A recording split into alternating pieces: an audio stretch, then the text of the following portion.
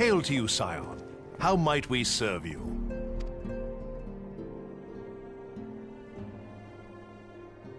Commander Leveilleur bade you serve us? These are welcome tidings indeed.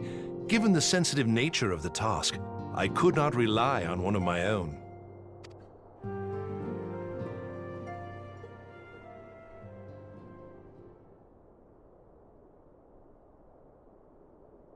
That which I'm about to tell you, I tell you in the strictest confidence.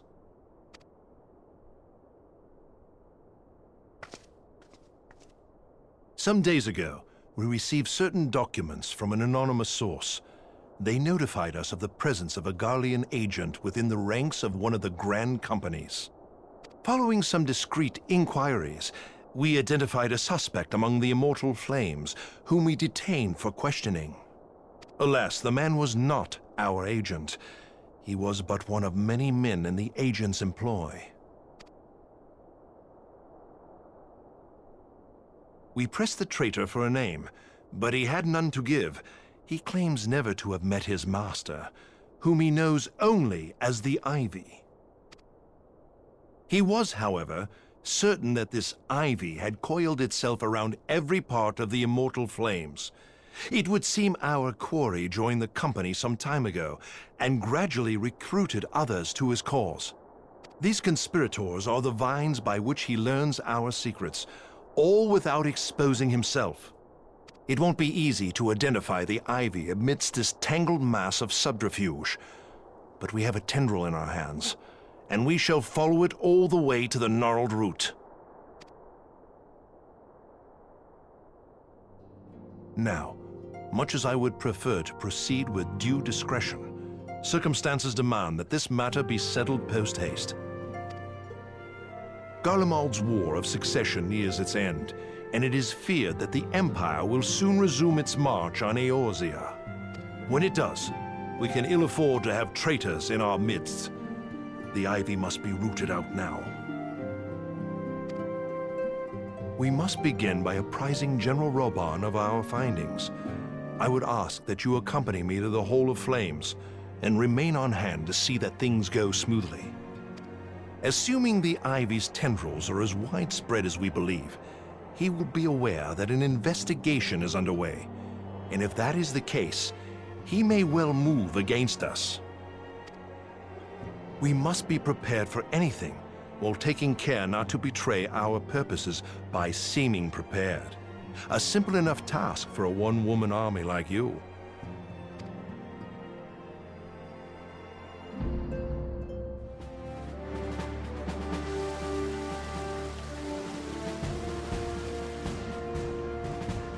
Well, well. What brings you here, my friend?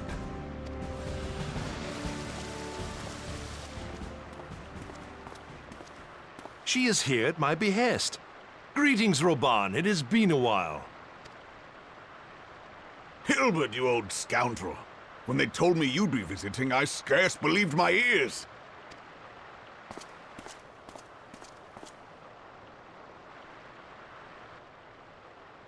But look at you! The honored captain of the Crystal Bloody Braves. Who'd have imagined, eh? Not many, but fewer still would have imagined your destiny lay in politics, old friend. Aye. We've both come far, have we not?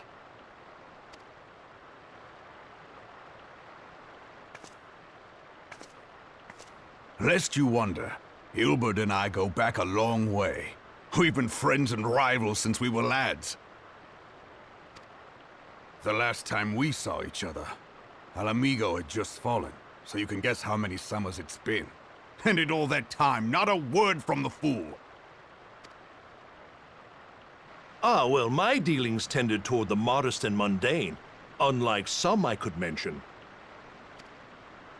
As I hear it, no sooner did you reach Thanalan than the brass blades clapped you in irons and dragged you off to die on the blood sands.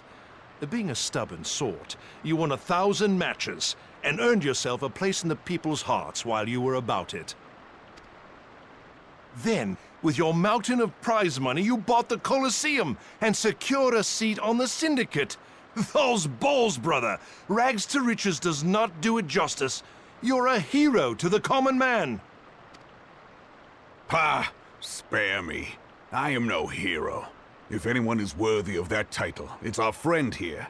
Next to her, I'm little more than a glorified butcher. But you, Hilbert, you sell yourself short. By all accounts, you are an adventurer of some standing. I like to think that I did my part for the greater good. But if you're no hero, then I'm no adventurer, not in this company. Anyway.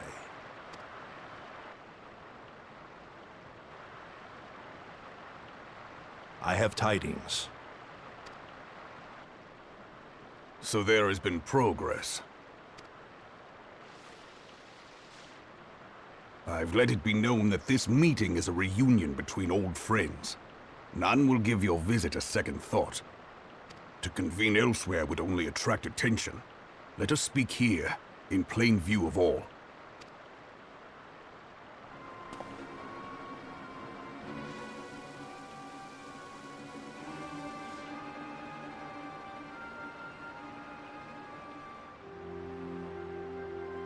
So it is we who have been compromised.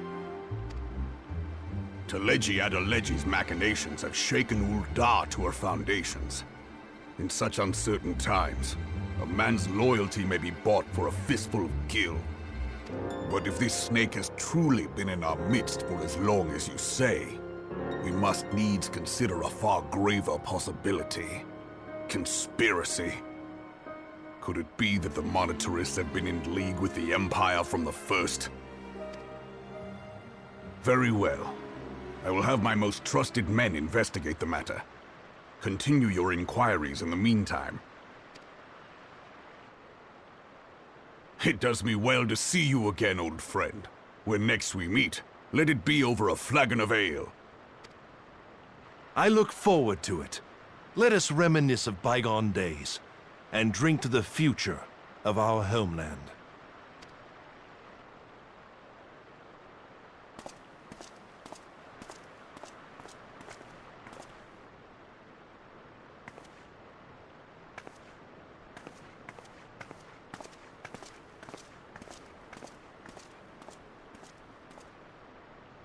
Flame General, you wear the mantle well, old friend.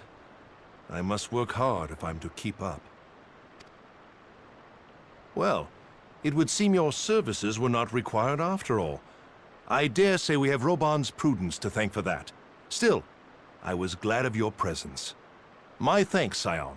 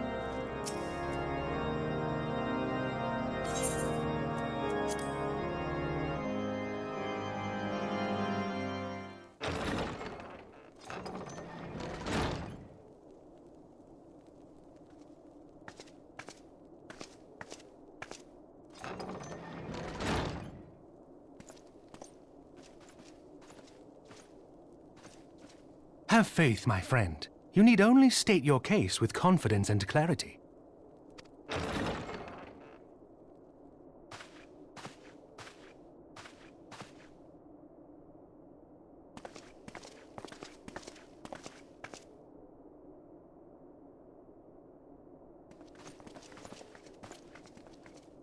Commander Leveilleur, it is both an honor and a pleasure to meet you. I am Emmerich, Lord Commander of the Temple Knights. Alphino Leveilleur, at your service. Your reputation precedes you, Sir Emmerich. I think we will find that we have much in common.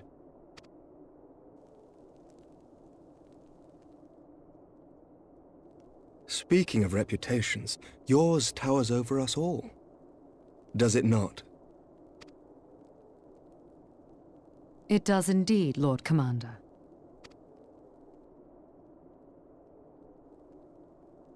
I am not too proud to admit that I have followed your activities with an interest bordering on fascination. Full glad was I to learn that you would be joining us. Now then, shall we begin?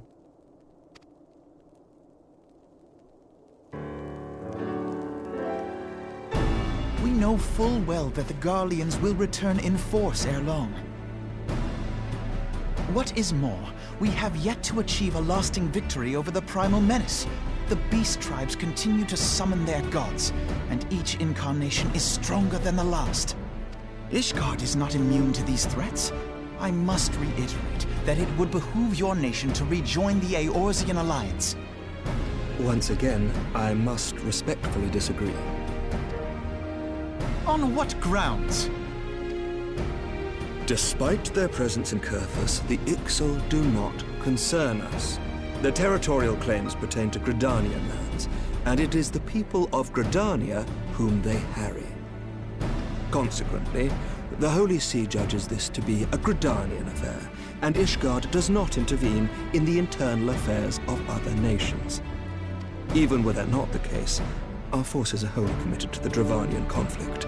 We have not the knights to spare. As for the Garleans, we are not ignorant of history. We have observed the rise and expansion of the Empire, and we agree that it is only a matter of time before they resume their campaign in Eorzea. Then surely it would be in our best interests to present a united front. Mayhap one day, but not yet. Gaius van Belsar is dead, and the legion of conscripts he left behind lacks the will to fight. We think it highly unlikely that they will emerge from behind the walls of their castra for some time. Forgive me, but if Ishgard's position has not changed, why did you agree to this meeting?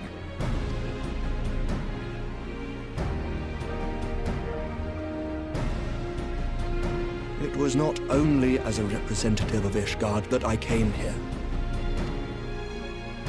Pardon? It is not within my power to change Ishgardian policy, regardless of my personal feelings. There is, however, one area in which I may exert a measure of influence. Concerns have been raised over the supplies House Forton has offered to Revenant's toll. These have led to calls for restrictions on the provision of aid to foreign powers.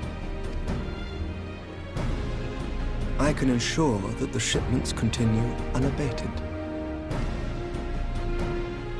Sir Emmerich, we would be in your debt. No, you would not, for I require something in exchange.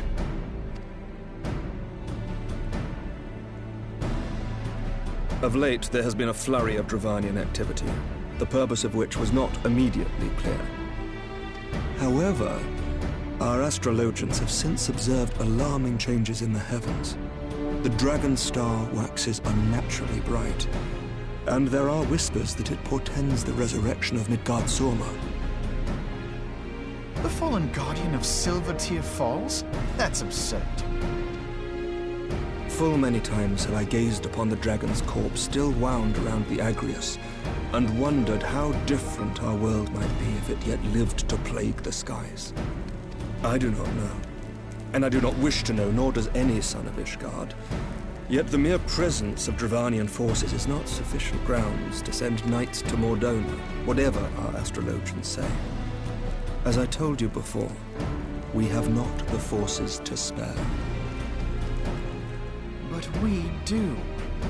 So you will intervene on our behalf if we agree to watch over the Keeper of the Lake. Do you accept these terms? I do. I will see that you are kept abreast of any developments. I regret that we could not come to a similar agreement on other matters, but I understand that you are not at liberty to make such decisions. Nevertheless, I hope that what we have accomplished here today will serve to demonstrate to your countrymen that we can work together towards a common goal. Mayhap one day we shall look back on this moment as the first step towards a united Eorzea. Mayhap we shall, Commander.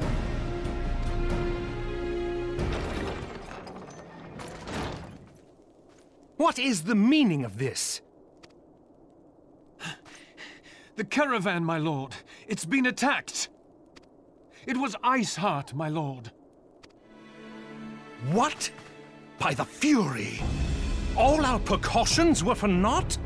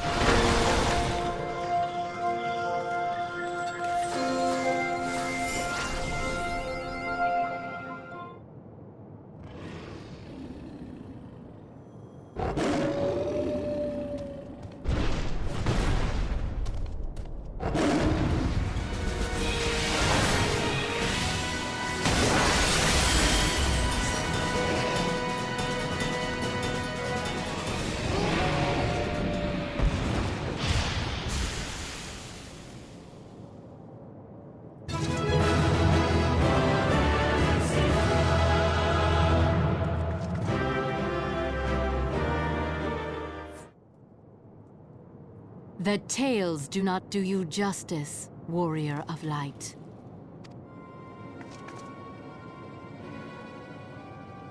Yes, I know who you are, and you know who I am. I was given the name Izel, but I earned the name Iceheart.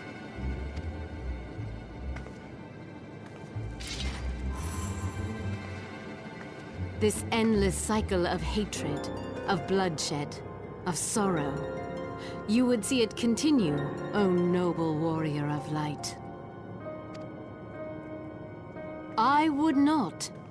I will not. I will bring an end to this war between dragon and man, no matter the cost. In time, you will come to understand that what we do for the greater good. For Eorzea, for Hydaelyn.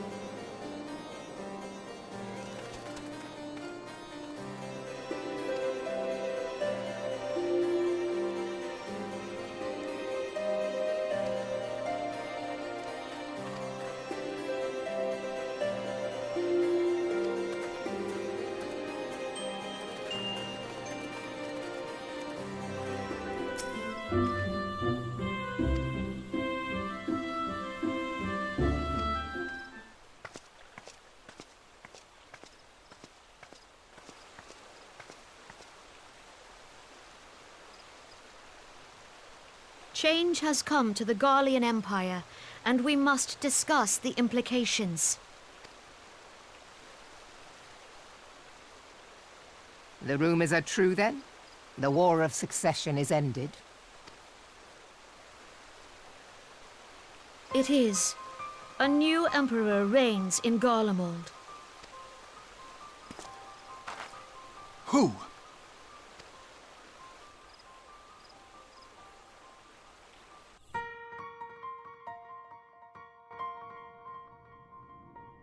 The birth and all too rapid expansion of the Garlean Empire is commonly attributed to the strategic brilliance of Solus Zosgalvis, yet he did not rule alone. Several members of the royal household also distinguished themselves during his reign. Nevertheless, it was the eldest son who stood to inherit the throne, until his most untimely passing.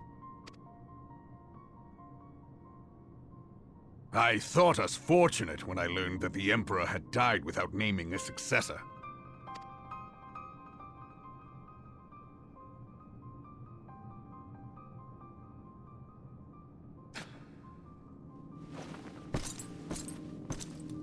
Would that the Garlean Empire had died with him.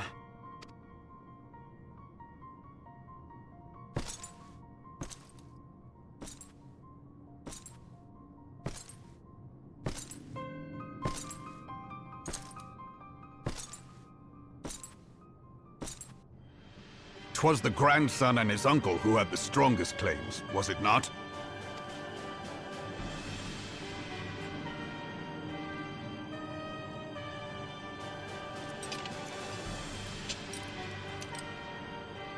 Indeed, yet claims count for little without the power to assert them. High Legatus Varus ye Galvus is a respected military leader. Not so his uncle.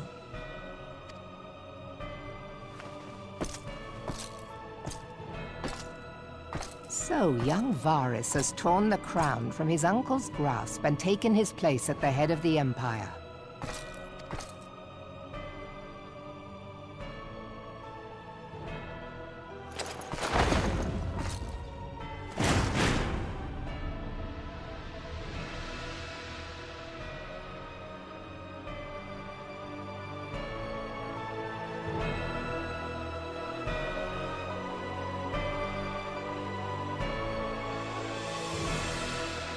Given the troubled nature of his succession, the new emperor will require time to seal his grip on power.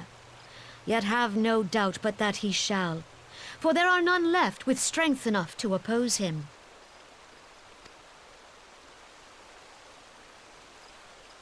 Since the success of Operation Archon, the remnants of the 14th Legion and the forces occupying Alamigo have done naught but fortify their positions.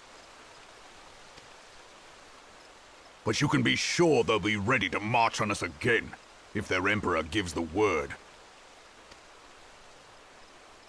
When, not if. They say this Varus was so set upon Eorzean annexation that he spoke out against the Meteor Project. Plainly, the new emperor's intentions are of great concern to us all.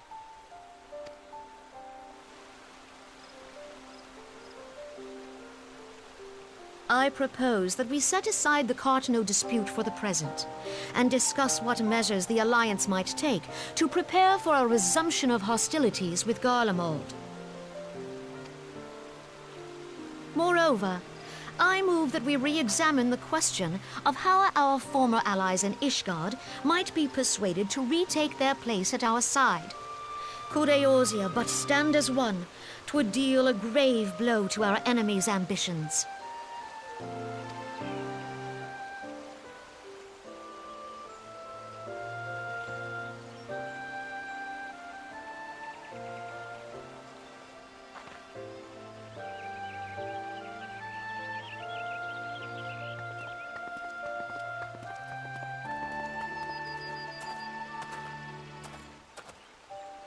Well, I suppose we should be grateful that they have finally acknowledged the inevitability of Imperial attack.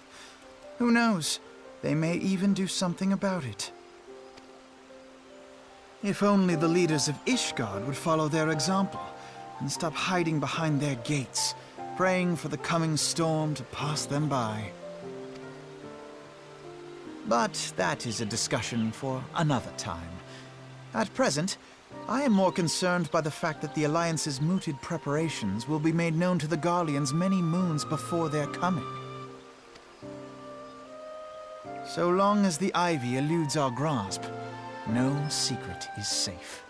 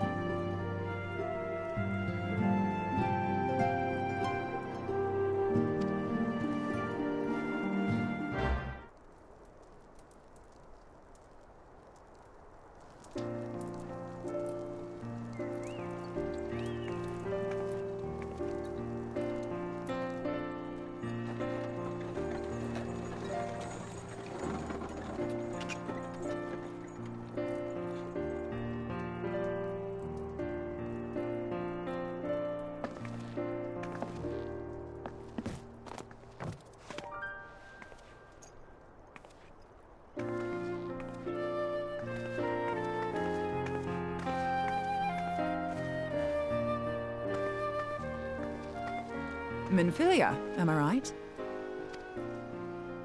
None other. I bid you welcome to Revenant's Toll, and thank you for traveling so far on such short notice. As if I could ever say no to Urianger. Moonbreeder is an accomplished Garlean scholar and an authority on aetherite technologies. She has played an invaluable role in our search for a means to capture Ascian souls. Charmed, I'm sure.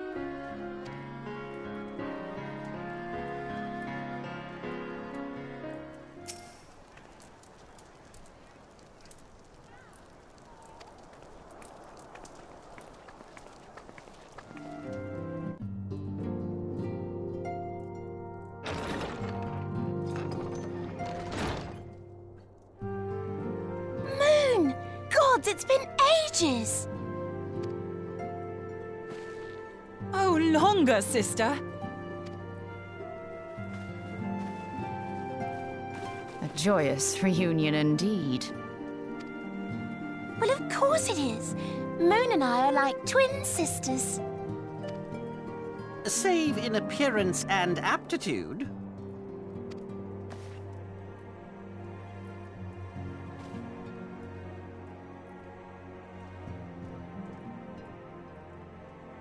Everyone, if I could have your attention. We have with us an esteemed guest who has come from Garlean to assist us. I bid Moonbreeder join us here that she might share with us her extensive knowledge of aetherites. Also, as many of you are already aware, she has been overseeing our research into white orite, a sample of which she has been good enough to bring with her.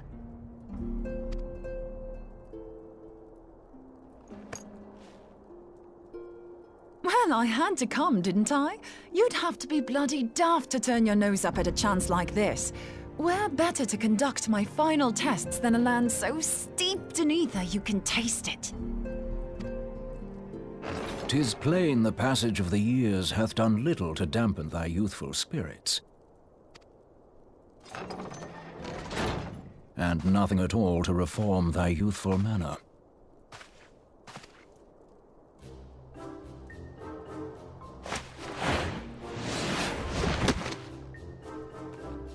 Oriange, where in the hells have you been hiding? Unhand me.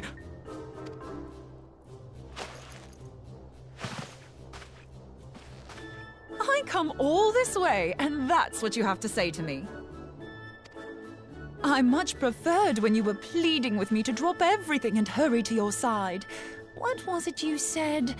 None save thee can satisfy this need. Go on.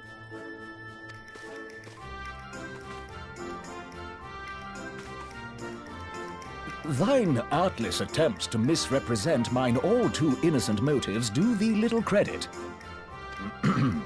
Mine intent, as well thou knowest, was but to impress upon thee the gravity of the circumstance.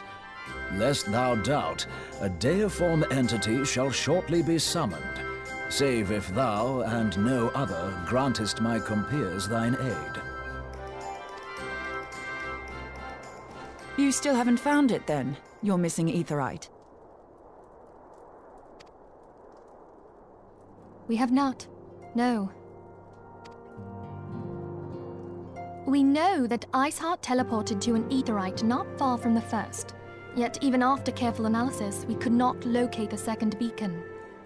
We now suspect that the heretics destroyed the second aetherite to impede our pursuit. Our allies continue to scour Snowcloak for Iceheart's sanctuary, but we have no guarantee that they will find it. Yet it must be found, for even now Iceheart prepares to call upon Saint Shiva. I'm sorry, but if the aetherite's been destroyed, then that's that. Although, you're absolutely sure she used the first aetherite, are you? She didn't just use teleportation magics? One of our own bore witness to her escape. I can say with absolute certainty that Iceheart used the aetherite.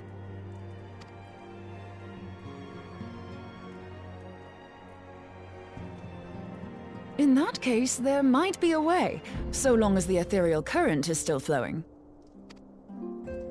Truly? How? We use the current to recreate the beacon. As you know, Aetherites are a bit like lighthouses. We use them to reconstitute our physical forms when crossing the ethereal sea. Without them, we'd lose all sense of direction and our essence would dissipate. However, we don't rely solely on these beacons. There are currents of ether which flow between them, currents which help guide us to our destination. Now, these currents will gradually dwindle away to nothing if an aetherite is destroyed. But if even a sluggish flow remains, we could theoretically use it to direct a surge of concentrated ether towards the void left by the beacon, and thereby fill it up again.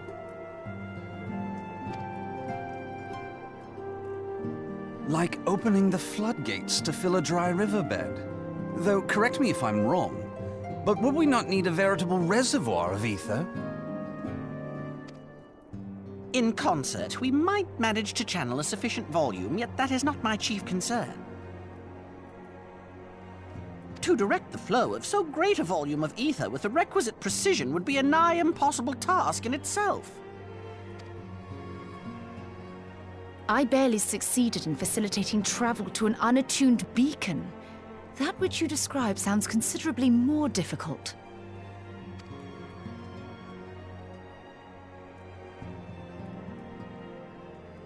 And dangerous. Every person who has attempted to teleport in this fashion has died in the process. They, however, did not have white orite at their disposal. I can use it to channel all the ether you can give me into the aetherite. However, white orite cannot retain ether for an extended period of time, so we would need to infuse it immediately beforehand. Just so you know, I'd confidently give this plan better than even odds of success. And if the worst comes to worst, your people won't suffer. Though it risked the lives of our best and brightest, we have not the time to seek other options. If the ethereal current still flows, we shall carry out Moonbreeder's plan. That's the spirit. Let's roll the dice.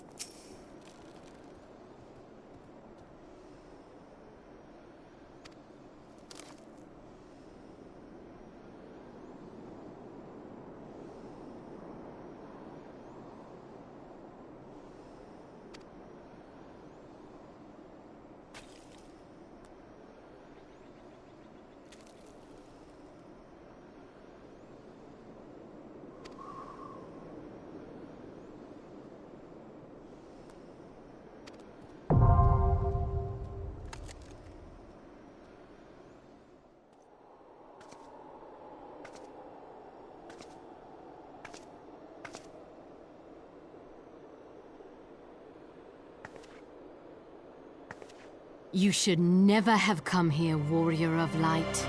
I labor only to forge a lasting peace. A peace you would deny us out of ignorance and blind faith. No matter.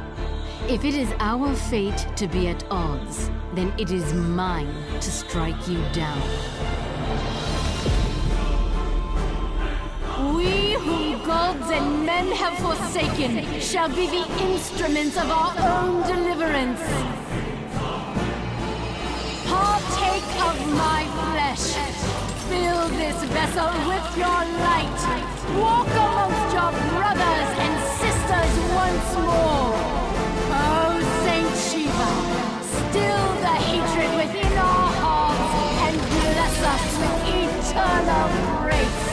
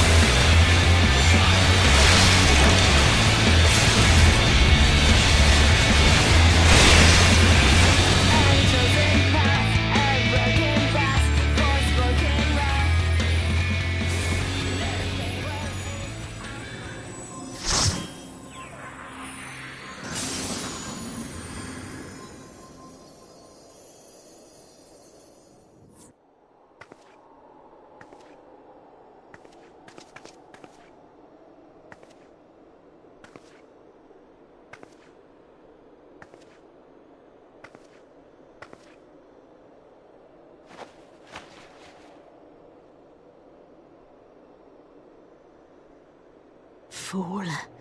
Blind, bloody fool.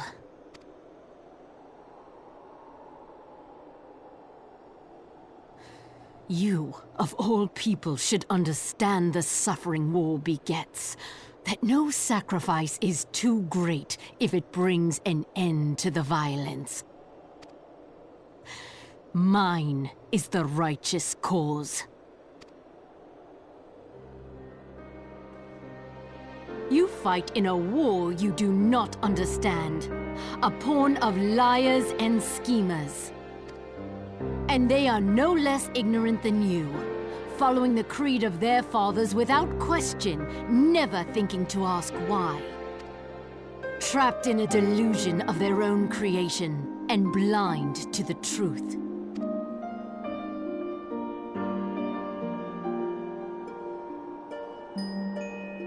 Warrior of light, redemption is not beyond us.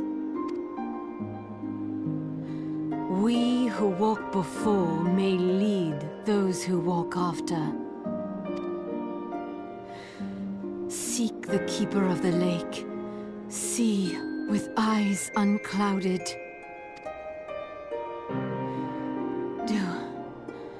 Do not squander Mother's gift.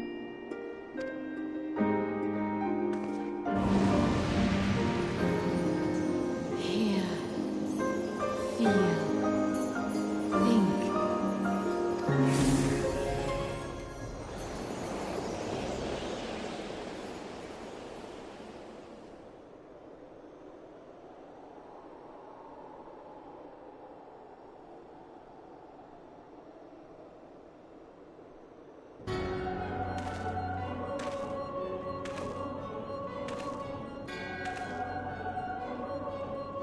And so the vessel withdraws, a predictable outcome. Nevertheless, La Habrea will be pleased. How unfortunate.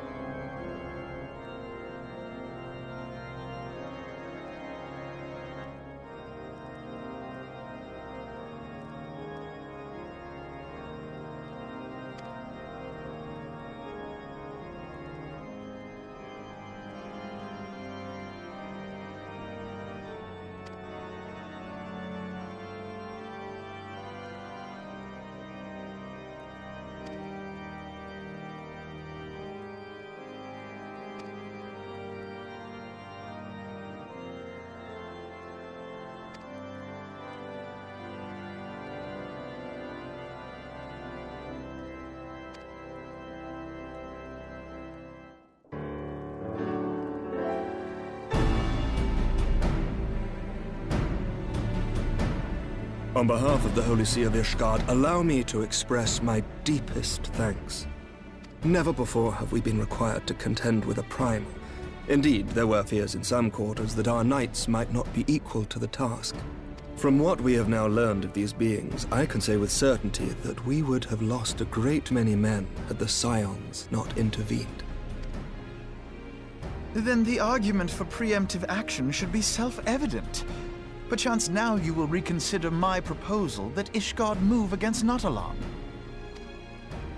Ere we first met, a similar proposal was tabled, but the Holy See decreed that we were to observe, and that military action should be taken only in self-defense.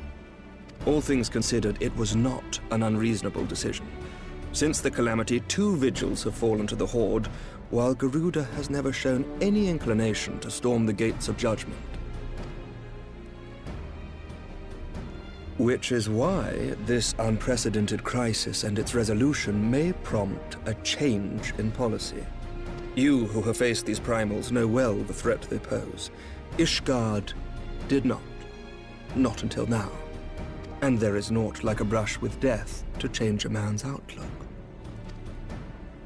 At the very least, this should silence any lingering objections to our arrangement with Revenant's Toll. The Holy See may even feel moved to grant us its formal endorsement. So far as it is possible, the Scions shall be compensated for their service. We should be grateful for any aid you can provide. As a gesture of good faith, I shall withdraw my previous request. Your people are doubtless needed elsewhere. That will not be necessary. We, too, have a vested interest in watching Dravania's movements. I see. Once more, I must thank you. Sir Emmerich, if I may, do you truly believe that Midgardsormr could return? The heavens are a window unto truth, but those who interpret their movements are not infallible. I requested your involvement as a precautionary measure. But of course, you sought an excuse to compensate us from the first, mindful of what would happen if Revenant's Toll were taken by your enemies. Ishgard is not wont to aid its neighbors, but that does not preclude it from manipulating them to serve its own interests. Choose your next words carefully.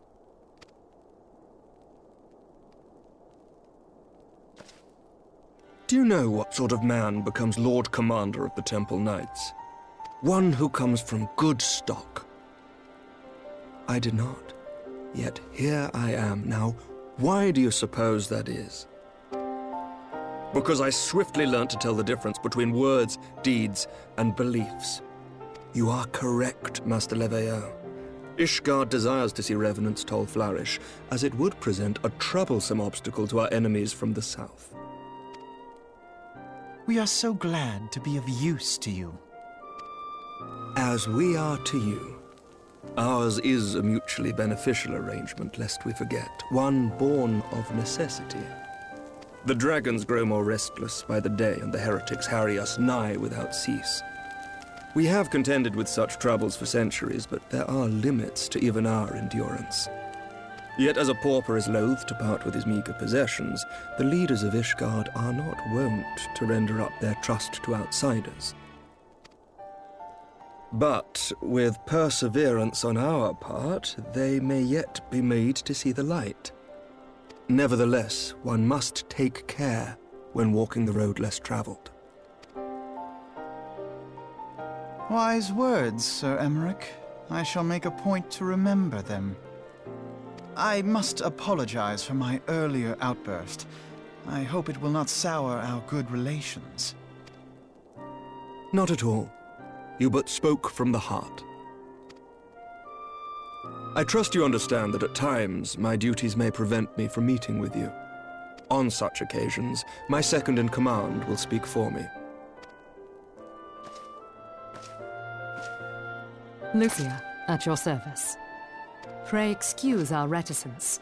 We are but wary of speaking too freely, lest our sentiments be made known to our enemies. Know that the Lord Commander and I are of one mind. For the sake of Ishgard, and of Eorzea at large, I pray our peoples can put aside their differences. Those who dwell in the past risk losing sight of their future. Should aught befall one of our shipments, pray inform Lucia immediately. You may also relay to her any words you might have for me alone. Not being of Ishgardian birth, she owes no allegiance to any noble house, making her as near to incorruptible as one can find in my homeland. Suffice it to say, I trust her completely, and so may you. Which reminds me, Lord Orchefort, if you would be so kind? Certainly.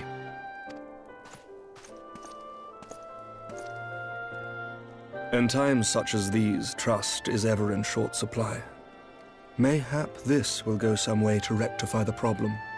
The results of our investigation into the heretic's recent attacks, as well as our interrogation of the merchant you detained. Sir Emmerich, I cannot thank you enough. Think nothing of it. Ishgard may be many things, but it is no friend to Garlemald. Did I not tell you to have faith, my friend?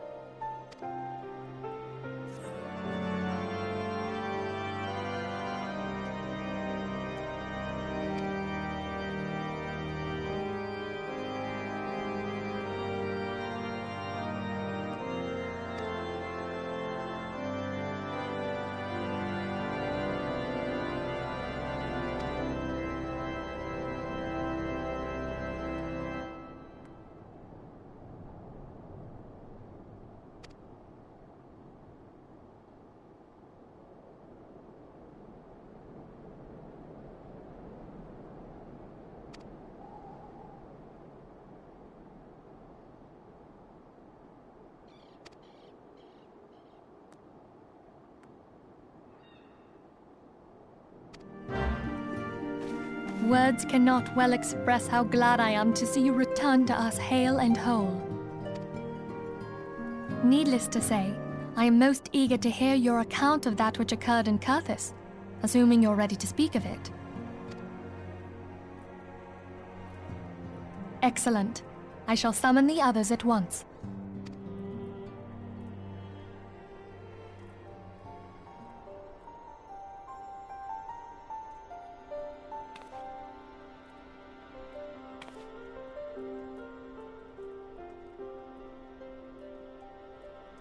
Iceheart used her own body as a vessel for a primal soul? Master Louisoix's writings make no mention of such a possibility. Can we be certain this entity was a primal? As certain as we can be that good King Moggelmog XII was a primal, I should think. Both were ostensibly summoned. Let's not quibble over definitions. Of more concern is the implication that Iceheart retained her will, even after she was possessed. We are talking about a mortal, wielding the power of a primal. It can't possibly be that easy, can it? There must be some sort of sacrifice required. Or maybe she's just special? What qualities this woman possesseth, I know not. But full sure am I that she was groomed for this role. Few are privy to the secrets of summoning, and but a single party standeth to profit from their dissemination. Well, I wouldn't presume to comment on how the lass came to know about summoning, but I will say that what she summoned was a primal. The readings were the same, or near as damn it. Strange as it all sounds, it's really no different from what you've faced before. Then mayhap it is time that we re-examined our previous encounters. Pack your things, Ida. We're going back to Gridania. Yes, sir. About Iceheart's final words to you. Hear, feel, think. Hydaelyn speaks to her as well. If Iceheart is blessed with the power of the Echo, she will doubtless have used it to further her goals. Or could it be that it was a revelation granted her by the Echo which first set her on this path? She did say that the Ishgardians were blind to the truth. Do you think she has knowledge of the origins of the Ishgardian-Dravanian War? It would do much to explain her unwavering conviction. Did not the Lady Iceheart implore thee to seek the Keeper of the Lake? And did she not imply that in so doing thou wouldst come to see with eyes unclouded? Midgard-Zoma was a king amongst kings who reigned for centuries on end. But he is dead and his wisdom lost to the ages. Unless the Ishgardians' fears are well-founded. It would seem we have yet another reason to stand watch over the Keeper of the Lake. For a mercy, we are well positioned to do so. Iceheart, Shiva, Scions, and Midgard-Zoma. I shudder to think how they're all connected.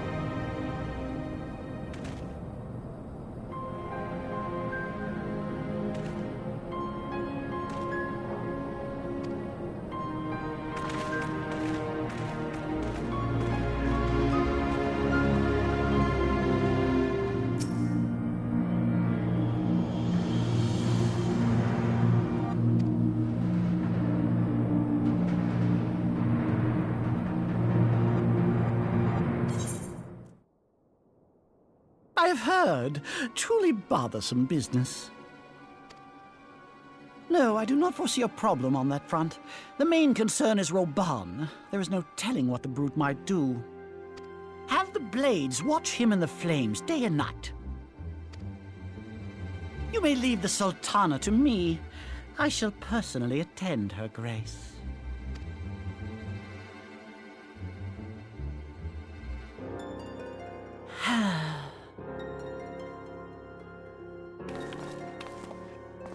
Sever one of the East Aldenard trade routes. That ought to keep Lolorito occupied for a while.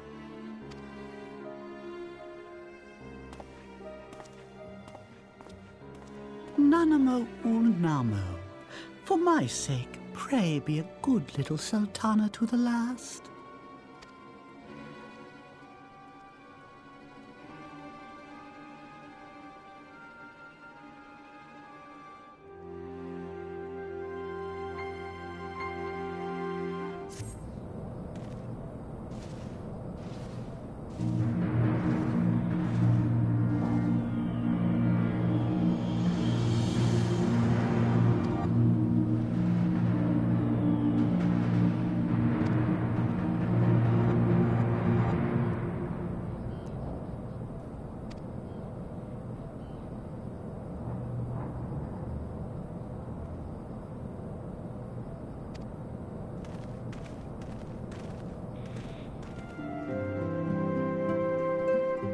Welcome back, my friend. I have already received word from Alfino. To think that Flame Marshal Huayu was the Garlean agent. I know not what to say. Together with Reborn, Eileen lent us much-needed aid at the time of our Order's founding. She was particularly passionate about the need to tackle the primal threat. When we discussed the subject, her eyes fairly shone with determination. Whatever else she may have been, I choose to believe that it was her true self with whom I spoke then. But now is not the time to dwell on such matters.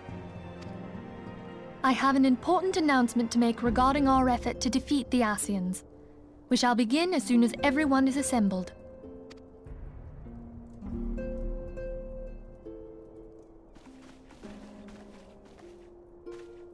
My thanks for coming, friends. Moonbreeder, the floor is yours. By now, I'm sure you're all familiar with white oricite, the miraculous material that'll allow us to capture Scion souls. Back at Snowcloak, we verified its ability to absorb vast amounts of ether. Alas, it leaves something to be desired in the area of stability. The stone can only store ether for a short while before expelling its contents. In addition to oricite's inherent limitations, we must needs be wary of our enemy's strength. Our foe draweth upon an infinite wellspring of power. Even should we succeed in entrapping him, the stone will not long contain his wrath. Meaning that, if we want to kill the swine, we'll have to be quick about it. 'Tis our belief that an Scion soul may be permanently undone, if smitten by a sufficiently concentrated burst of pure ether. The only trouble is, we can't say for sure how concentrated the burst needs to be. Without knowing how much ether an Scion soul is composed of, we're basically guessing. Our sole clue lieth in thy struggle with La Hebrea. During that encounter, Heidelin bid you forge what she called a Blade of Light, a weapon which took the form of a luminous stream of energy. Based on your description, we believe the blade with which you vanquished your foe was composed of ether. Admittedly, your victory proved ephemeral, as La Hebrea was able to use a crystal of darkness to flee into the space that lies between our world and the void. The fact remains, however, that Heidelin placed the means to destroy the Scions in your hands. Be that as it may, it would be unwise to assume that she will do the same when we next encounter such a foe. Quite so, my lady. We must needs find the means to forge our own blade of ether, one to equal that which Heidelin did benevolently bestow upon her champion. That is all well and good, but it seems to me that producing such a blade will require a prodigious quantity of ether. Whence will it come, pray tell? Oh, what if we had 2 pieces of white orite? One to trap the Ascian, and the other to store the ether for the blade. Oh, nice try. But it's as I said, the stone won't hold ether for any length of time. We'd still need to collect the stuff there and then, sorry to say. And therein lies the rub. Finding a way to create the blade whenever and wherever we choose. Twould seem more research is in order. I'm going to linger a while, perform a few more tests on the orite. And I could do with some help. Urianger, why don't you lend me a hand? Mine apologies, but I am required at the Waking Sands. Lady Minfilia hath given me sole charge of the premises. 'Twould be unseemly to leave them unattended. Sole charge, you say? So you're basically alone there, then? Well, that settles it. I'll just have to come to you.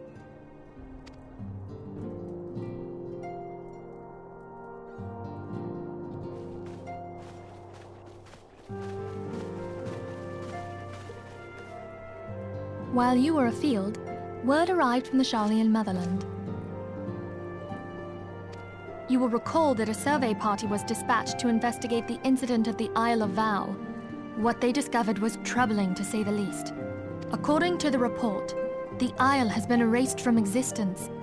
'Twas as if a hole had been torn in the very fabric of reality. Aye, yet the mystery endeth not with the isle's disappearance. It hath come to light that a number of scholars in various other locales were reported missing at a similar juncture. What's more, they all had something in common with the head of the students of Baldessian. Every last one of them was researching a phenomenon called dimensional compression, or the rejoining as the ancient texts call it. I'll be damned if that's a coincidence. All indications suggest Ascian involvement. But I sense that a force greater still is at work. The entity the Dark Beings call the One True God. We must pray that my dear friend Kryl regains consciousness soon. If she bore witness to the Isle of Val's final moments, she may be able to shed some light on this mystery.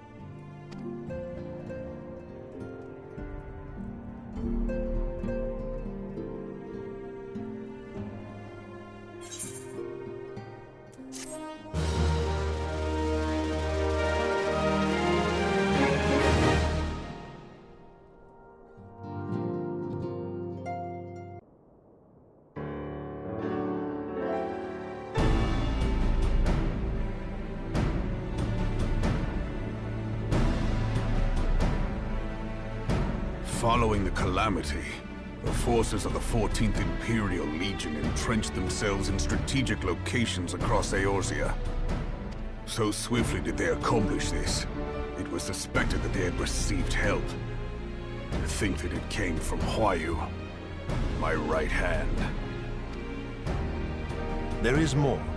We have reason to believe that Huayu didn't deal exclusively with the 14th. She also answered to a higher authority in Garlean. But this higher authority could not have been the Emperor. By consenting to the media project, Solus Zos Galvus showed himself to be more concerned about preventing the spread of primal influence than claiming Eorzea for the Empire. He would happily have seen the lot reduced to ash. We believe a number of high-ranking figures within the royal household were against the decision, but that they knew better than to oppose the Emperor openly. Of course, this didn't prevent them from making clandestine provisions, in which Huayu played a part.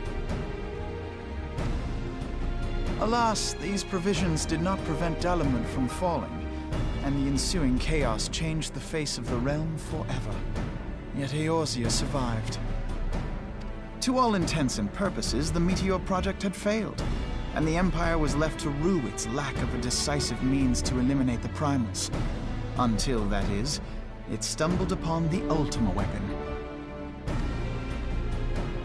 Even before the accursed thing was dug up, it seemed to me the 14th had the might to overwhelm our weakened armies.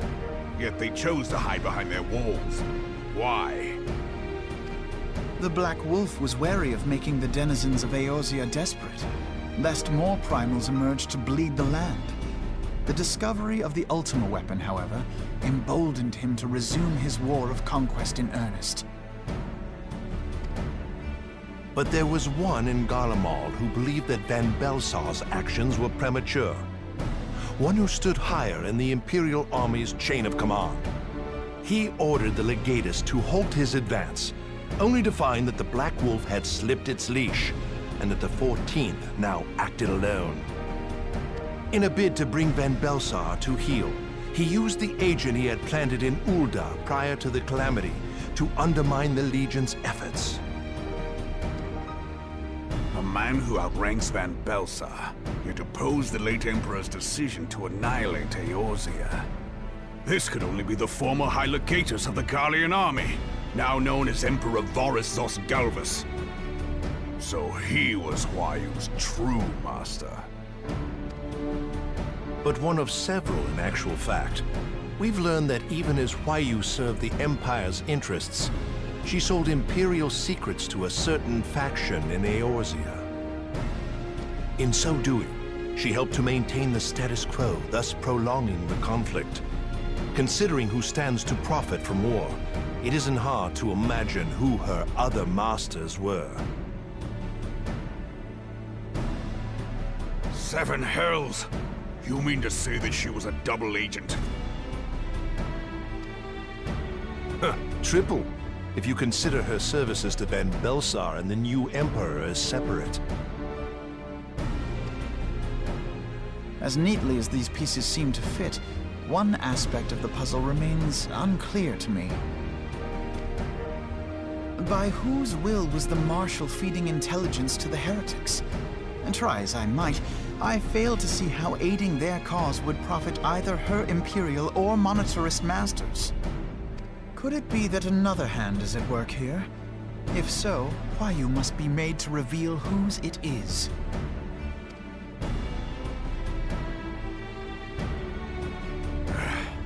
Not only have I lost a trusted friend, now I must interrogate her as a stranger. Not a pleasant task, I grant you, but a necessary one. Unless we weed out the ivy, root, stalk, and stem, it will simply grow back. I know that full well.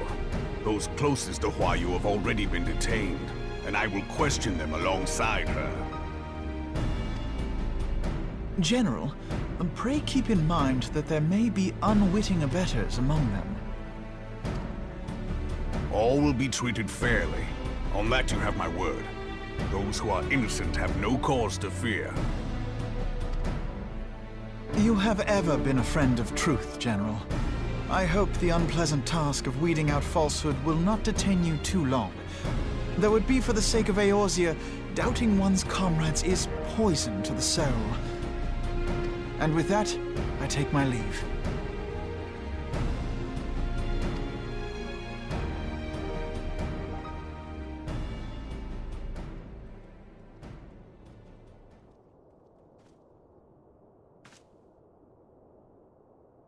All these years, I've been made to dance to their tune. How could you, Huayu? How could you side with them? Those cankers who take from this land and give naught in return, who use their power to disempower and grow fat while the people starve. I know you can hear me, monetarist scum! Your crimes will not go unpunished! They will purge this land of your sickness before the eyes of the 12, I swear it!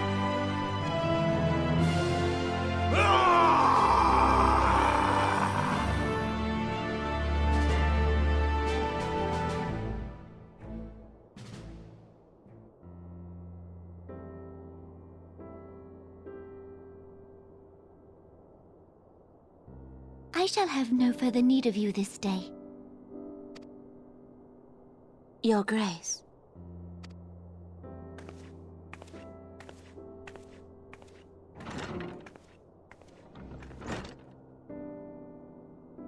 I fear that not even mine own chambers shall remain private for long.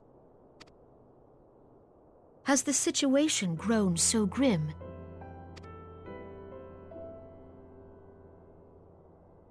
Ever since he proposed the Cartiner Reclamation Bill, Teleji Adeleji has risen to greater prominence upon the backs of impoverished refugees. The monetarists were ever united in their pursuit of profit, but the man's actions have torn a rift in their ranks. They snap at each other as rabid dogs. Yet now is not the time to be bickering among ourselves.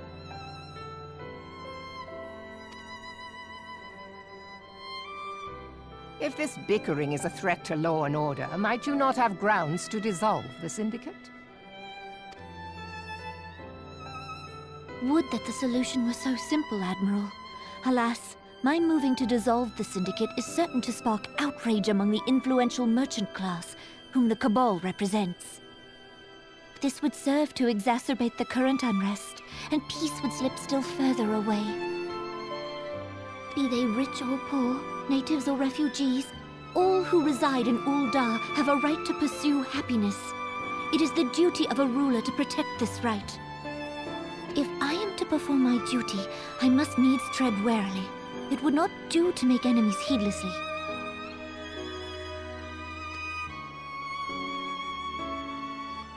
Were Lord Lolorito here, he would doubtless say that I have my head in the clouds. A ruler is required to take a wide view. Try as we might to cater to all needs, some will inevitably be overlooked. As such, there shall ever be citizens who feel aggrieved. It cannot be helped. But as you have informed us, the monetarists take no view but their own. They hunger for power while the masses starve. In the absence of a common cause, it seems beyond any one individual to make Ul'dah whole. And the presence of a Garlean agent within the Immortal Flames only makes matters worse. Even accounting for Ul'dah's historic reliance upon mercenaries, such a grievous breach of security is unprecedented. I fear this business will provide the monetarists with a rod to beat Rauban. Eorzea can ill afford for the Immortal Flames to be dampened now. Ere long, the Garleans will turn their ravenous gaze toward our lands once more. If we are to resist their might, our nations must stand together. Yet for this to happen, our nations must be whole. Cannot be done to improve the situation in Ul'dah. The true wealth of Ul'dah lies in the health, happiness, and hopes of her citizens. Alas, the citizens shall never know these things, so long as their lives are ruled by the ambitions of the few. The monetarists claim to represent the best interests of the people, but in sooth they desire only to manipulate them for their own selfish ends. For the government to serve the people, it must be formed of the people. For Ul'dah to move forward, it is not only the Syndicate that must be dissolved. Nay, you jest. My friends, it was for no other reason than to make known to you mine intent that I requested your presence here. When I make my declaration to the people, chaos shall inevitably ensue. As the last monarch in the line of Ul, I make unto you this request. Help Reborn to preserve order and protect the people. Forsake them, and you forsake yourselves. For a strong Eorzea will ever have need of a strong Ul'dah.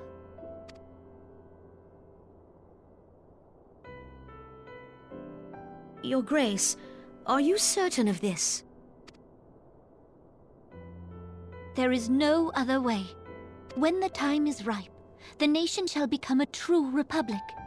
Both royalists and monetarists shall cease to be. Ul'dah will no longer belong to kings or queens or merchant princes, but to her people.